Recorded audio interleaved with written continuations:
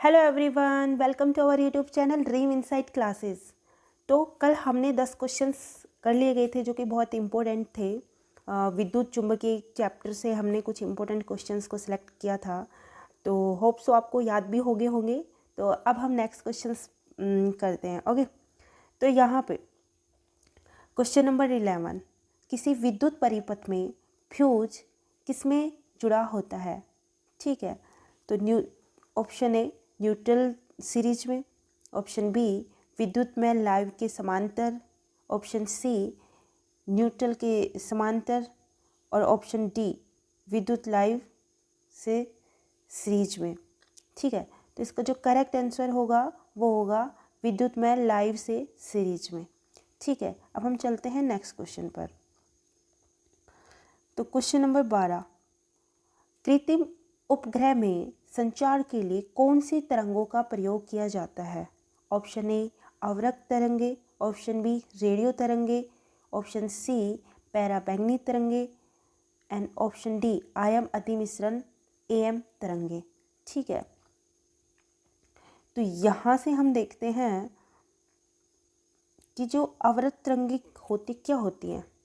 ठीक है, तो जो अवरक्त तरंगे हैं वो एक विद्युत चुंबकीय विकिरण है जिसका जो तरंग दैर्घ्य मतलब वेवलेंथ है वो प्रकाश से बड़ा, मतलब प्रकाश के प्रत्यक्ष से बड़ा और सूक्ष्म तरंगों से कम होता है। ठीक है, और इसका जो वेवलेंथ है वो 750 नैनोमीटर से और 1 mm के बीच में होता है। ठीक है, ये हमें याद रखना है। और नेक्स्ट है रेडियो तरंगे। तो रेडियो तरंगे क्या होती है? सबसे पहले तो ये एक मानव निर्मित भी होती है और प्राकृतिक भी होती है। मानव के द्वारा भी बनाई जाती हैं और नेचुरल भी होती है कि ठीक है, और इसकी जो वेवलेंथ है वो 10 सेंटीमीटर से 10,000 किलोमीटर के बीच में होती है। और इसकी फ्रिक्वेंसी की बात करूँ, लाइक आवर्ती की बात करूँ, तो यदि लो पे देखा जाए तो ये 30 हर्ट्ज से 300 गीगा हर्ट्ज के बीच में होती है। ठीक है, और पैराबैंगनी किरणें,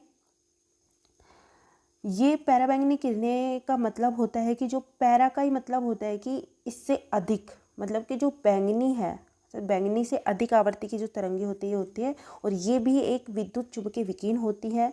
और इसकी जो वेवलेंथ है वो प्रत्यक्ष प्रकाश से छोटी होती है और इसमें जो एक्स किरणें से अधिक होती हैं। ठीक है, और ये पृथ्वी के द्वारा सूर्य पर जो विकिरण का एक भाग होती हैं और ये अपने जो ह्यूमन बॉडी है उस पर भी इसकी मतलब नेगेटिव इफेक्ट पड़ता है। Right, okay. और आयाम अधिमिश्रण जो तरंगे होती हैं वो एक मतलब वाहक तरंग का आयाम मतलब होती है जो कि सर्व आवर्ती मतलब सुनने की जो आवर्ती होती है उसमें मतलब चेंज हो जाती है, परिवर्तित हो जाती है। तो तरंग का जो आयाम का एक मॉड्यूलन होता है और उसे ही हम आयाम अधिमिश्रण कहते हैं। ठीक है, लेकिन यहाँ पे पूछा गया है कि कृत्रिम उपग्रह में संचार के लिए कौन सी तरंगों, तो संचार के लिए हम हमेशा रेडियो तरंगों का ही प्रयोग करते हैं। ठीक है, तो इसका जो राइट आंसर होगा वो होगा option number B is the right answer. ठीक है, रेडियो तरंगे। ओके, तो अब हम चलते हैं क्वेश्चन नंबर 13 पे। निम्न में से अधिकतम द्रव्यमान किसका है? इसमें पूछा गया है कि जो मैक्सिमम द्रव्यमान है वो किसका है? Option A electron, option B है प्रोटॉन, ऑप्शन सी है न्यूट्रॉन एंड ऑप्शन डी है न्यूक्लियस। तो इसका जो सही आंसर होगा वो होगा option number C neutron. Neutron सबसे, इसका जो द्रव्यमान होता है वो सबसे अधिक होता है। ठीक है, अब हम चलते हैं क्वेश्चन नंबर, तो अब हम बात करते हैं क्वेश्चन नंबर 14। किसी परिनालिका के भीतर एक छोर से दूसरे छोर पर जाने पर चुंबकीय क्षेत्र क्या रहता है? ऑप्शन ए बढ़ता है, ऑप्शन बी घटता है, ऑप्शन सी समान रहता है या ऑप्शन डी पहले बढ़ता है फिर घटता है। तो इसका जो सही आंसर होगा वो होगा ऑप्शन नंबर सी कि समान रहता है। ठीक है, और ये समान कैसे रहता है उसके बारे में हम अभी बात करते हैं। ठीक है, कि जो परिनलिका है उसको हम क्या बोलते हैं? परिनलिका को हम सोलेनॉइड बोलते हैं। ठीक है, और सोलेनॉइड जो होता है ये एक 3 डायमेंशन कोयल होता है, ठीक है। ये 3 डायमेंशन कोयल होता है, 3D में होता है। और जो इसका यदि मैं बात करूँ तो इसका जो चुंबकीय क्षेत्र है H, वो ये होता है IN/L, और यहाँ पे जो N है वो होता है फेरों की संख्या, ठीक है। और यहाँ पे जो I है वो होता है धारावैन, ठीक है। और L होता है, वो होती है लंबाई, ठीक है। ये होता है। परिनलिका की बात करूँ तो ये एक तार के द्वारा बनाई गई एक स्प्रिंग की तरह, मतलब एक बेलनाकार इसकी वे में ये लिपटे हुए होते हैं। और इसमें जब धारा प्रवाहित करते हैं तो इसमें ना चुंबकीय क्षेत्र उत्पन्न होता है। तो यदि हम इस फॉर्मूले से हम देखते हैं तो इसकी जो चुंबकीय क्षेत्र है एक छोर से दूसरे छोर पर ये जाता है, तो इसका जो चुंबकीय क्षेत्र है वो उसके समान रहता है, ठीक है। तो इसका जो सही आंसर होगा वो होगा कि जब वो परिनलिका के भीतर एक छोर से दूसरे छोर पर जाता है तो उसका जो चुंबकीय क्षेत्र है वो क्या हो जाता है, समान, ठीक है। तो इसका जो राइट आंसर होगा ऑप्शन नंबर सी, समान रहता है। अब हम चलते हैं नेक्स्ट क्वेश्चन पे। क्वेश्चन नंबर 15, आपेक्षिक घनत्व की इकाई क्या है? ऑप्शन ए किग्रा पर मीटर, ऑप्शन बी किग्रा पर वर्ग मीटर, ऑप्शन सी किग्रा पर घन मीटर, या ऑप्शन डी इसकी कोई इकाई नहीं होती। तो इसका जो सही आंसर होगा ये होगा कि इसकी कोई इकाई नहीं होती। अब क्यों नहीं होती इसके बारे में भी पता होना चाहिए कि क्यों नहीं होती भाई इसकी इकाई, ठीक है। तो जो आपेक्षिक जो घनत्व है, क्योंकि ये 2 समान राशि का घनत्व है, ठीक है, तो इसका जो घनत्व का जो रेशियो है वो इक्वल होता है, क्योंकि समान राशि है तो इसका घनत्व का जो रेशियो है वो समान होगा। तो इसको ऊपर नीचे होने के कारण जो इसकी इकाई है, इसकी जो इकाई वो यूनिट नहीं होगी, मतलब इसकी कोई इकाई यूनिट नहीं होगी। और आपेक्षिक घनत्व को हम रिलेटिव डेंसिटी भी बोलते हैं, ठीक है। तो इसी कारण इसकी कोई इकाई नहीं होती, ठीक है। तो इसका जो आंसर होगा वो होगा इसकी कोई इकाई नहीं होती आपेक्षिक घनत्व की। अब हम चलते हैं क्वेश्चन नंबर 16 पर, ठीक है। सफ़ेद रोशनी में बुलबुले किस कारण से रंगीन दिखते हैं? ऑप्शन ए विवर्तन, ऑप्शन बी परावर्तन, ऑप्शन सी विकिरण, ऑप्शन डी व्यतिकरण। तो इसका जो सही आंसर होगा वो होगा व्यतिकरण, ऑप्शन नंबर डी इसका करेक्ट आंसर, ठीक है। तो अब क्यों नहीं होता इसके बारे में पता होना चाहिए भाई किस कारण से रंगीन होता है, या विवर्तन, परावर्तन, प्रकीर्णन और व्यतिकरण के बारे में भी हमें पता होना चाहिए कि क्या होता है। तो हम बात कर लेते हैं विवर्तन की। विवर्तन को हम क्या बोलते हैं, डिफ्रैक्शन, ठीक है। तो डिफ्रैक्शन का मतलब क्या होता है कि जब कोई प्रकाश और ध्वनि की जो तरंगे हैं किसी अवरोध से मतलब टकराती हैं तो वो अवरोध की किरणों पर मुड़ जाती हैं। तो तरंगों के इस प्रकार मुड़ने की घटना को ही हम क्या कहते हैं, डिफ्रैक्शन कहते हैं। या फिर जब कोई बड़े आकार के अवरोधों से टकराता है तो उसकी जो तरंगें मुड़ जाती हैं, ठीक है। तथा ये बहुत बड़ा मतलब लघु आकार के छिद्रों से होकर ये तरंगें गुजरती हैं तो ये फैल जाती हैं, तो इसे ही हम डिफ्रैक्शन कहते हैं। इसके मैं फॉर एग्जांपल के तौर पे लेती हूँ तो ध्वनि हो गया, जल तरंगे हो गए, विद्युत चुम्बकीय तरंगे हो गई, ठीक है। तो यही अपना विवर्तन होता है। अब हम बात करते हैं परावर्तन की। परावर्तन क्या होता है? परावर्तन क्या होता है कि इसको हम बोलते हैं रिफ्लेक्शन, ठीक है, रिफ्लेक्शन, ओके। तो रिफ्लेक्शन क्या होता है?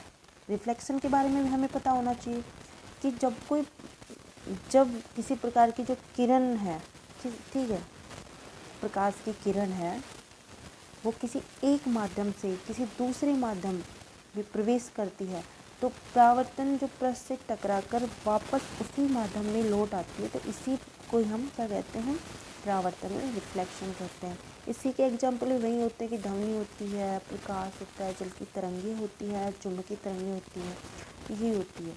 अब हमें प्रकीर्णन क्या होता है, ठीक है, प्रकीर्णन को हम बोलते हैं स्कैटरिंग, ठीक है। स्कैटरिंग क्या होता है? इसमें अणु या एटम से इससे रिलेटेड होता है, बट मैं एक प्रकाश की उससे समझाऊं तो क्या होता है कि जब प्रकाश किसी एक ऐसे माध्यम से गुजरता है जिसमें धूल तथा कोई अन्य पदार्थों के बहुत छोटे छोटे कण होते हैं उसमें, तो इनके द्वारा ना प्रकाश की सभी दिशाओं में ये प्रकाशित हो जाते हैं। इसी प्रकाश को हम प्रकीर्णन कहते हैं, लाइक स्कैटरिंग कहते हैं। ठीक है, अब व्यतिकरण किसे बोलते हैं? व्यतिकरण ये किसे बोलता है? ठीक है, व्यतिकरण को मतलब हम कहते हैं इंटरफेरेंस। इंटरफेरेंस, ठीक है। तो इंटरफेरेंस क्या होता है कि किसी भी प्रकार की जो तरंगे की एक दूसरे पर पारस्परिक प्रक्रिया की अभिव्यक्ति होती है, ठीक है, या फिर मैं कहूँ अदर वर्ड्स में कि जो समान आवर्ती की दो प्रकाश तरंगे किसी माध्यम में एक ही दिशा में गमन करती हैं, एक ही दिशा में गमन करती हैं, तो उनका जो अध्यारोपण है तो प्रकाश की तीव्रता में परिवर्तन हो जाता है। ठीक है, तो इसी को हम क्या कहते हैं? इंटरफेरेंस, लाइक व्यतिकरण। तो इसका जो करेक्ट आंसर है, मतलब राइट आंसर है, सफ़ेद रोशनी में साबुन के बुलबुले किस कारण से रंगीन दिखाई देते हैं? तो व्यतिकरण के द्वारा ही ये रंगीन दिखाई देते हैं। ठीक है, ओके। तो अब हम चलते हैं क्वेश्चन नंबर 17 पे। सौर सेलों के जिस समूह को एक निश्चित पैटर्न में एक साथ जोड़ दिया जाता है तो उसे हम क्या कहते हैं? ठीक है, option A battery, option B सौर तापक, ऑप्शन सी सौर कुकर एंड ऑप्शन डी सौर सेल पैनल। तो इसका जो सही आंसर होगा वो होगा सौर सेल पैनल। सौर सेल पैनल क्या होता है कि जो अपने सोलर प्लांट होते हैं, सोलर पैनल होते हैं, उन्हीं को हम बोलते हैं। ठीक है, बैटरी अपनी नॉर्मल बैटरी होती है। सौर तापक की बात करूँ तो इससे हम सिंचाई कर सकते हैं। या सौर कुकर क्या होता है? सौर कुकर जिसे हम घर में ओवन होता है उसको बोलते हैं, जिसमें घर में इसमें खाना पकाया जाता है। ठीक है, तो यहाँ पे पूछा गया कि सौर सेलों के जिस समूह को एक निश्चित पैटर्न में एक साथ जोड़ दिया जाता है तो उसे हम सौर सेल पैनल कहते हैं। ठीक है, अब क्वेश्चन नंबर 18, धातुएं विद्युत का वहन क्यों करती हैं? कम गलनांक के कारण, उच्चतम सामर्थ्य के कारण, मुक्त इलेक्ट्रॉन के कारण, या परमाणु घनत्व के कारण? ठीक है, तो यहाँ पे जो सही आंसर होगा मुक्त इलेक्ट्रॉन के कारण। ओके, क्वेश्चन नंबर 19 है, विद्युत चालकता की यूनिट क्या है? यहाँ पे विद्युत चालकता की यूनिट पूछी गई है, वो क्या है? तो option A ohm, option B है ओम क्यू, ऑप्शन सी है मो क्यू, ऑप्शन डी है मो। तो इसका जो सही आंसर होगा वो होगा ऑप्शन नंबर डी मोह। ठीक है, ये इसकी होगी यूनिट। अब यहाँ पे आ गया क्वेश्चन नंबर 20, फ्लेमिंग का वोम हस्त नियम किससे संबंधित है? ऑप्शन ए धारा पर विद्युत क्षेत्र, ऑप्शन बी चुंबक पर चुंबकीय क्षेत्र, ऑप्शन सी चुंबक पर विद्युत क्षेत्र, ऑप्शन डी धारा पर चुंबकीय क्षेत्र। ठीक है, तो यहाँ का जो आंसर होगा ये होगा धारा पर चुंबकीय क्षेत्र। ठीक है, तो ये हो गया हमारे 10 क्वेश्चंस, और होप सो आपको याद हो गए होंगे। वीडियो को पूरी देखना, जिससे कि आपको हर एक क्वेश्चंस की नॉलेज हो और अपने हर एग्ज़ाम का फाइट कर जाओ। तो आज का जो क्विज क्वेश्चन है वो ये है, हर्ट्ज को मापने की जो यूनिट है वो क्या है? हर्ट्ज क्या मापने की यूनिट है? ऑप्शन ए तरंगों की तीव्रता, ऑप्शन बी तरंगों की आवर्ती, ऑप्शन सी तरंगे दैर्घ्य एंड ऑप्शन डी तरंगों की स्पष्टता। तो इसका जो आंसर है वो आप लोगों को बताना है। आपको इसका आंसर पता है तो प्लीज़ इसका आंसर कमेंट बॉक्स में ज़रूर देना। और thank you students for watching this video and subscribe to our channel. And इसकी प्रीवियस वीडियो नहीं देखी हो तो मैं इसका लिंक डिस्क्रिप्शन बॉक्स में दे दूँगी। ठीक है, तो अब हम नेक्स्ट क्वेश्चन है वो नेक्स्ट वीडियो में करेंगे। आज के लिए इतना ही। Thank you, bye bye, take care.